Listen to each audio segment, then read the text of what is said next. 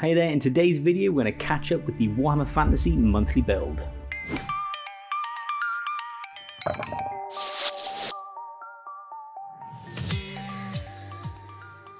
So if you've been following along with the challenge videos started by Phil over at Wargamers Anonymous, this is the end of the second month, so let's have a look at what we built and painted.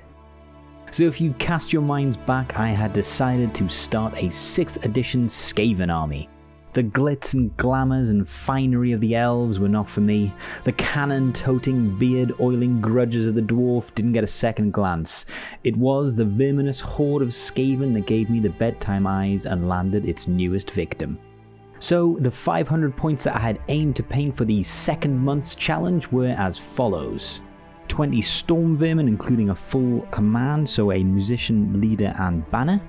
A pack of 3 rat ogres, which also included 3 packmasters. A unit of 5 plague censer bearers. I did rebase these on smaller bases also. And also a warp thrower, which was already painted, so I did kind of cheat. So let's have a look at how I did. So as you can see, I did in fact get all the miniatures painted up to a decent enough standard. I even got their magnetized trays done, and I even had enough time to finish a new Plague Priest model on a better sized base. Just having a look at the models individually, the Rat Ogres were by far my favourite ones to paint. I really enjoy the larger scale of these models as it makes them so easy to paint to a decent standard. Mainly being flesh also just means you can get a good look mainly using dry brushes and washes. As with all the Skaven in my army, the main clan is Clan Pestilence, so I tend to wash all the skin tones with a watered down purple to give them what I feel is a more sickly looking tone. I found a good tray for the Rat Ogres and left a little lip on the magnetic strip that I used so I can place the Packmasters easily behind the Rat Ogres.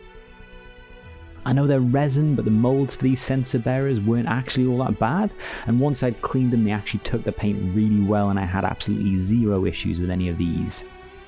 I really love these models also. Their rules look fun, and although I have played a game recently, I still haven't taken them out for a spin yet to see how they play.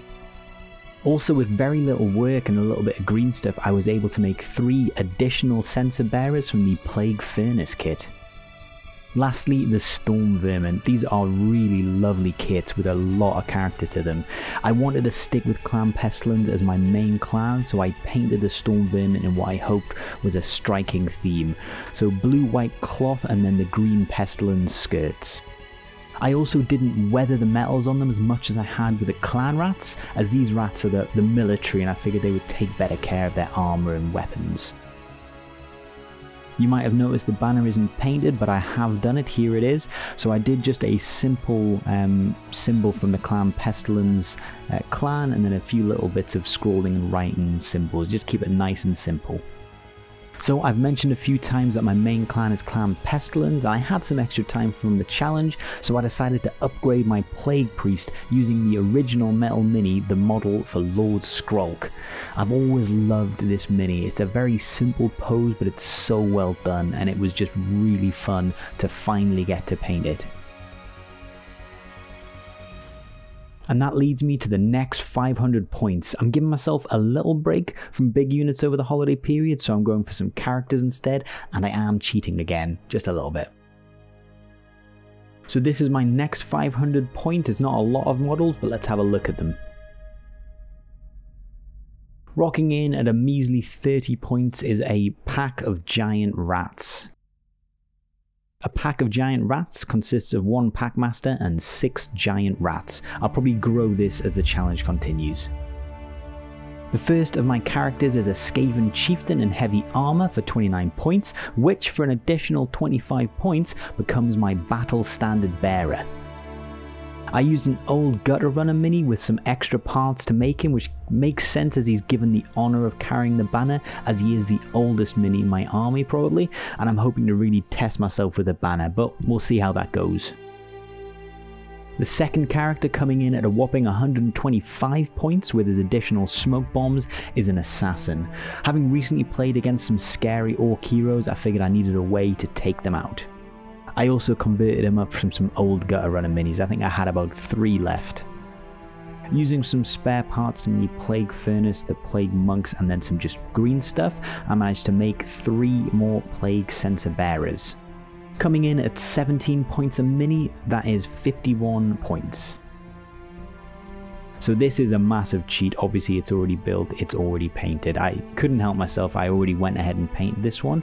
Also, I can't run this at the same time as the Plague Censer Bearers, so it's just going to be a choice when I get there. Hopefully, when I get to the higher points level, I can take both. I've played this a few times and it is super fun to run. Anyway, the Warp Lightning Thrower comes in at 100 points even. Lastly, and my new favourite miniatures in both their look and how they play, are the Rattling Gunners. I love the old school Skaven models, and these are as old as they come. Like the Warp Thrower, they have to be assigned to a unit and they cost 60 points each for a grand total of 120 points. And slyly, just in case I get finished quickly, I do have this amazing original Deathmaster Snitch model, which I've been dying to paint forever. Hopefully I'll get enough time. As of recording this, I have just recently had a game. It was 1000 points of my Skaven against 1000 points of Orcs with some Ogre mercenaries in there as well. It was such a fun game, despite the only game that I had big enough being technically a 40k one.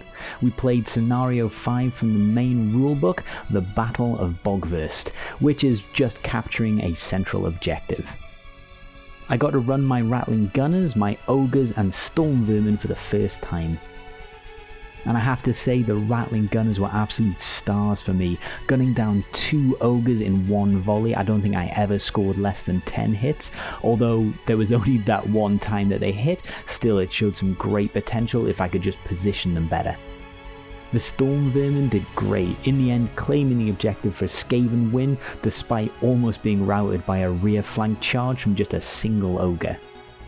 My own Ogres were a little disappointing, however they did charge a huge block of bigger Orcs head on, more to hold them up than to damage them, but they were easily taken out and slaughtered as they fled. That being said, it was an absolute belter of a game. It was just fun rolling some dice with friends. Anyway, on with the painting for this month's challenge, and I'll see you next time.